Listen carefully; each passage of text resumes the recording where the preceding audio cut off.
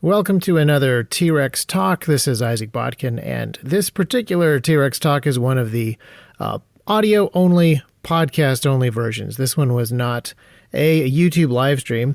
I had been planning on doing an audio-only podcast upload every week in addition to the YouTube live stream that we do every week, and then I also upload onto the podcast. And I hadn't really picked a date to do that, but this seems like a pretty good week because the very last YouTube live stream that we did was Lucas talking about weapon lights. And it was a great live stream. He demonstrated things very clearly on video, but they're not very clearly demonstrated on audio. So this seemed like as good a week as any to try to add an additional audio-only podcast for those of you that don't have the time or the ability to watch YouTube videos and would prefer to have an audio-only podcast to listen to. So I am going to talk a little bit about flashlight technology, but also just sort of technology in general, particularly disruptive technology. So as I was watching Lucas's live stream and moderating the ridiculous comments that always end up on the YouTube videos and fortunately don't seem to end up on any of the podcasts. Another reason that I like the podcasting side of things. It's kind of amazing to me just how far the technology of flashlights has come over the years. I'm pretty old. In fact, I'm old enough that I remember being part of the Radio Shack Battery Club. Every month you could go into Radio Shack, and if you were a member of the Battery Club, which was some kind of primitive loyalty program, you would get a battery. And so I was very eager to go to Radio Shack once a month and get batteries because flashlights, when I was little, they went through batteries very quickly, and the little dinky incandescent bulbs that they had were not very bright. And if you're relatively old, you will remember a time when flashlights were pale shadows of what they have now become. And basically the reason for how good flashlights are today is the development of the light-emitting diode, or LED. So LED flashlights are just phenomenally better than the old-fashioned flashlights. And LED lights are phenomenally better than all kinds of old lighting technologies that we used to have. Not universally so, I would say, but LEDs have completely revolutionized lighting in general and also various types of displays, big screens, small screens. There's OLED stuff, there's sensor stuff. So LEDs are a great example of a disruptive technology. They're a technology that disrupted the types of technology that existed before it, made them obsolete, made the even the industries that produce certain kinds of incandescent bulbs more or less obsolete. It hasn't happened everywhere because there's something that's pleasing about an incandescent bulb that a cold, brutal LED can't quite match. But for an awful lot of things, incandescent bulbs are obsolete. The industries have switched over to LEDs. That old industry has been disrupted. And this has happened in a lot of different things, electricity-related things in the last little while, like brushless motors and lithium batteries completely changed all kinds of electronics. So another thing that I remember when I was little was really wanting to get into remote-controlled airplanes and helicopters. Back then, they were incredibly complicated and expensive and gas-powered. And now you can get a pretty awesome quadcopter for $30 at a grocery store. So there have been some pretty amazing disruptive things when it comes to batteries, when it comes to electronics, when it comes to LEDs. And so when we look at weapon lights today, when we look at flashlights, things have come a long way in a really short amount of time. So let's talk a little bit about the lessons that we might learn from disruptive technology. Although actually, I should comment first on Olight because there were a gazillion comments and questions about Olight flashlights in the live stream, and Lucas had some reasons why he didn't want to recommend Olight. You're probably familiar with a bunch of those, their marketing practices, also some of the ways that they cut corners. But Lucas didn't really dive too deeply into the quality issues with Olight or the corners that they have cut. And I do want to touch on those as the resident not quite engineer at T-Rex Arms. So some of you have assumed that we haven't tested Olights because we simply don't like them. That's not exactly true. We have tested Olights, although It is also true that Olight's marketing practices and continuing to pester us to market their stuff has made me slightly biased. But in examining Olight flashlights that I bought myself with my own money, I noticed a couple of things right off the bat. And one of the first things that I noticed is that I would get two of the same light, and they would have drastically different light outputs. So the emitters in the two identical flashlights would be bright, and the other one would be much less bright. And this is kind of a concern for me because it just appears to show that there's a fairly low level of quality control that is going on, because there's a flashlight that is supposed to emit a certain amount of lumens, and the two flashlights are emitting vastly different amounts of lumens. That means that they are probably getting sort of lower tier or bottom of the bin, or possibly even emitters that other flashlight companies have rejected because they failed their quality control, or perhaps batches of emitters that couldn't go to a higher quality flashlight manufacturer because they would have failed their quality control requirements. So right off the bat, that was a bit of a concern. And then as we looked inside, and I was just, looking around, not an electrical engineer, but just someone that takes stuff apart and digs around inside, noticing that there's, plastic lenses on some of these lights, which can be a bit of an issue, especially if there's no good thermal path from the emitter that gets quite hot to the body, which is usually made of aluminum and is a heatsink. If there's no good way for the heat to make it to the body and radiate away, then you will end up with heat in places that you don't want it. And if that heat gets really high, having it so close to a plastic lens that easily gets scuffed and doesn't let the light out and generates more heat, these things can become a bit of a problem. And as I did a little more research and talked to people who were electrical engineers, they commented on Olight lights that did not have safety circuits inside, circuits that would have switched the light off if there were problems with the amount of voltage that it was drawing, or problems based on the amount of temperature that it was detecting. A lot of those things are missing in the Olight lights. And those are safety features that you could argue are not entirely necessary, but I think that those are really important to have. Even the voltage ones, I think, are important when you talk about flashlight failures and thermal runaway and stuff like that. A lot of that blame rests pretty securely on the battery itself. It's the battery that fails, not necessarily the flashlight. But if you know that people are going to run weird batteries in your flashlights, should really have some safety features built into the flashlights to protect those customers who do that. So that's one of the reasons that we don't really recommend Olight lights or make holsters for the Olight pistol lights. I don't want to sound like I'm being particularly harsh on this company, because I'm all for people cutting corners to make budget lights. I run budget lights around my house for a bunch of things. My kids have budget flashlights that they use for, doing stuff outside at night.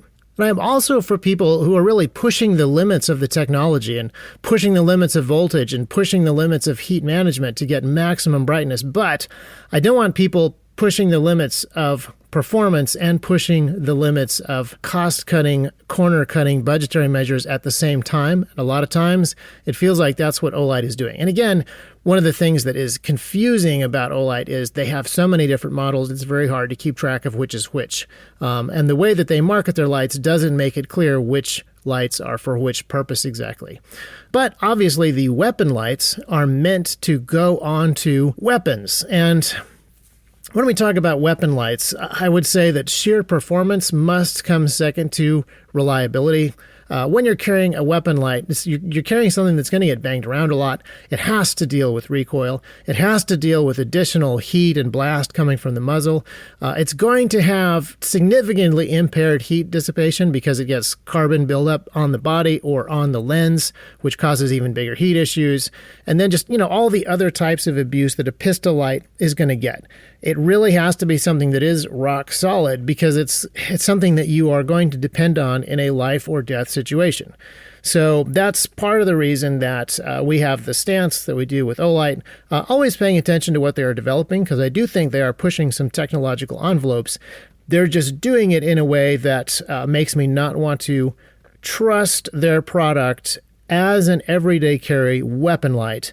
And to be perfectly honest, wouldn't trust their products for certain other things if they were running wildly experimental technologies or batteries around the house. But fun to experiment with.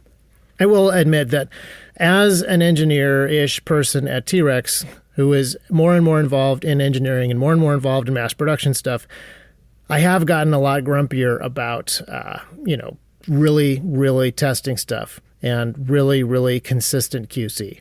Didn't used to care about it as much, but now that I'm a little more into it as a professional career, turning into a grumpier old man about that stuff. But I still love disruptive technology, and I love when companies do push limits and they do disrupt stuff that has come before. Now, when you get a disruptive technology coming in there, it can be painful or difficult.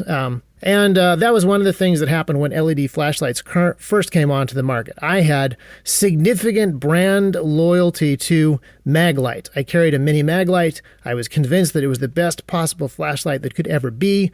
I was deeply proud that I owned one whenever I would see somebody using a mini Maglite in a movie. I was all in on the mini Maglite light and the Maglite brand. And so when LED flashlights started to come out that drastically outperformed the Maglite, I came up with all sorts of different excuses as to why my light was better, even though as time went on, it became increasingly obvious that my Maglite could not keep up. I'd already replaced the bulb several times with the brightest little Krypton bulb that you could possibly get. My Radio Shack monthly battery subscription batteries couldn't quite last as long as some of the LED flashlights could. You couldn't turn the mini Maglights on with only one hand. It wasn't really very easy for me to carry it in my pockets. Bear in mind, I was much smaller, so my pockets were smaller at that time. There were just a whole bunch of issues with that flashlight. There was no way to do monetary light. There was no way to do a whole bunch of things with that flashlight that the much smaller, much brighter, much more longer-lasting flashlights were doing. And at some point, I had to just realize that my mini Maglite was obsolete, and that industry, that technology, that product had been disrupted by something that was newer and better and much cooler. And I learned a valuable lesson about brand loyalty. Brand loyalty is excellent, but it can never be blind loyalty. So I would just point that out to the people who are fans of Olight, but also to the people who are fans of T-Rex. If you're loyal to a particular brand, I appreciate that. The brand should appreciate that, but it can't be blind loyalty. And you should always be looking out for those disruptive technologies that could potentially change things, like the way that LED technology has. Now, you know me, I will always want to bring some sort of criticism of big government into any topic and any podcast. So while we're talking about disruptive technology, much as I love the idea of superior technology coming along and disrupting the older technology that is now obsolete, a lot of times government interference completely messes this up. The free market is an excellent way for resources to be taken from one industry and given to another industry, or for one type of technology to another type of technology. The free market is a wonderful way for people to put their resources where they want them, and it's a great way of figuring out what kind of technologies are viable and what kind of technologies are actually disruptive. And as soon as the government gets involved, you no longer have the free market making those decisions. And one of the things that you often see is the government deciding that this technology or that technology will be disruptive, even though it's not actually mature. It's not actually capable of disrupting or replacing anything that came before. The government just decides that, yes, this is now a disruptive technology, and we, with the power of the government, will disrupt this or that industry to try to make this technology happen. Occasionally, although not quite as often, the government will say, here is a disruptive technology, but we cannot disrupt the existing industries because there are too many taxpayers or too many lobbyists represented therein. This previous industry is too big to fail. So artificial limits are placed upon a new technology, even though it is a disruptive technology that the free market would really like to switch over to and be a part of. I'm sure you guys can think of a lot of examples, but an obvious one would be there's a ton of green technology which is just not ready for prime time, and the government really wants it to be a disruptive technology and really wants it to replace the fossil fuel industry completely. And so you'll have subsidies on things like solar panels. The solar panels are really not ready to replace the grid, but they're getting a massive government subsidy to try to just make that technology more disruptive than it actually is.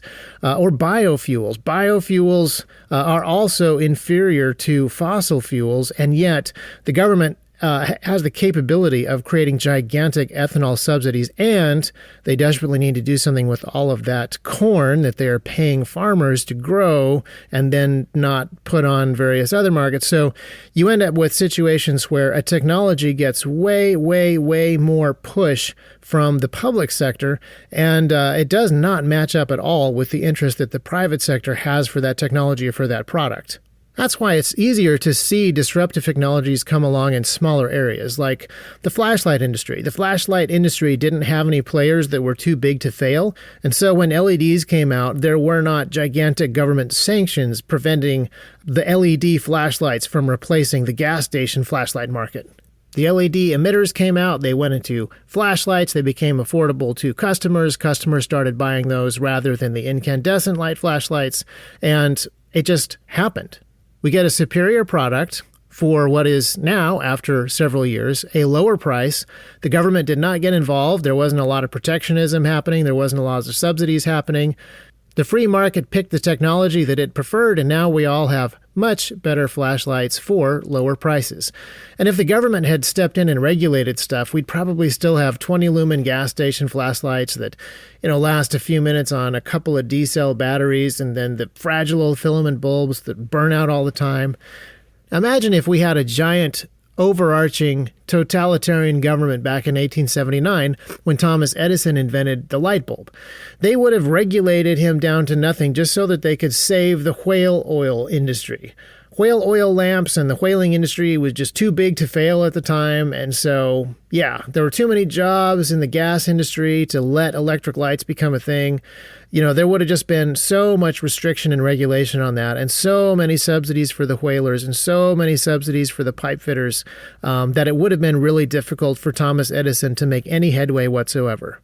Now, as it happens, back in, what year was that again? 1879, there wasn't that level of government control. Now, there were robber barons and massive industries, and he actually did have to team up with J.P. Morgan and some of the Vanderbilts to get his company going. But the free market actually works, even under the strangulation of big corporations. The free market still works. It works better than when it's under the heel of an oppressive public sector government. And just bear in mind how tricky Edison's task was. Not only did he have to invent the electric light bulb, but he had to have fixtures for the light bulbs. He had to install those into people's homes, wire their homes for electricity, run electricity back to power plants that needed to be built. Like, he had to build utilities and everything that goes along with utilities and everything that goes from the utility to the electric light bulb for his technology to be disruptive of the pre-existing infrastructure that existed, the pre-existing systems that existed, and it worked. The free market says that if something is stupid but it works, it's not stupid. And the government says the opposite thing. Government infrastructure says that if it works and it's stupid, then it doesn't actually work, because the government always gets to define what works.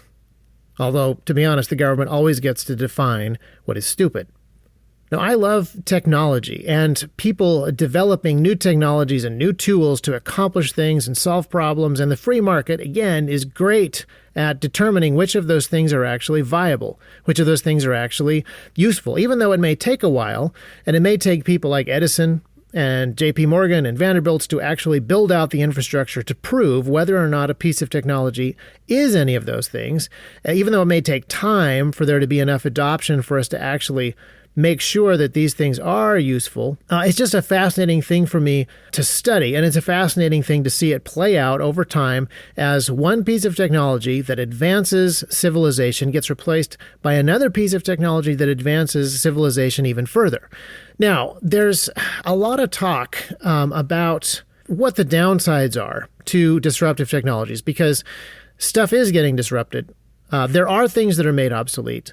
There are pre-existing infrastructures that need to be dismantled. There are people that have jobs that need to find new jobs when the old ones go away. And this is something that is worth looking into. And even going back to that idea of tools coming along to advance technology. Technology and culture work together. So if you would want to advance civilization through a tool, it's not just the tool working by itself that needs to do that. There's a cultural aspect to this as well. You can't just purely talk about the efficiency of an LED emitter over the efficiency of a light bulb, over the efficiency of a whale oil lamp. There's a lot more that goes into it. And a big part of that you start to see when governments begin to subsidize stuff. They're no longer looking at the efficiency. They're looking at maintaining a way of life, or maintaining control, or maintaining the things that government care most about, which is power.